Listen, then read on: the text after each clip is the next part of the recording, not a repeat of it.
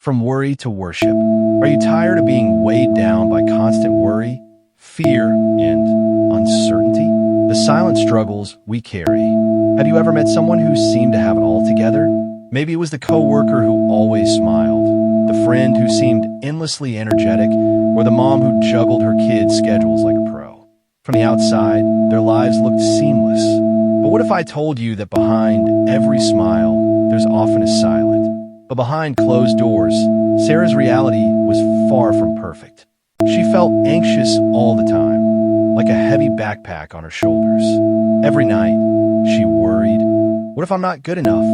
What if I fail? After a painful breakup, she tried to hide her pain, telling herself to move on. She smiled to hide her true feelings, hoping no one would see the cracks. The breaking point came at work. Sarah missed a deadline because she had taken on too much. Her boss was disappointed, and that moment broke her. She went to the restroom and cried.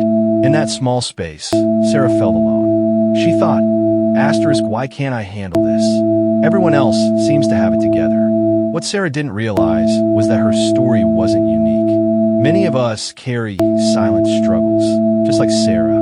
We wear masks to hide our true feelings. We think being vulnerable is weak. But the truth is, everyone has a story. Think of Elijah, a great prophet in the Bible. He did amazing things, but after a threat, he felt alone and begged God to take his life. God comforted him, showing Elijah he was not alone, finding hope in the struggle. Sarah found hope a few weeks later. During a church service, the pastor talked about carrying burdens alone. He mentioned Jesus' words in Matthew 11, verse 28. Come to me, all you who are weary and burdened, and I will give you rest. Those words changed Sarah.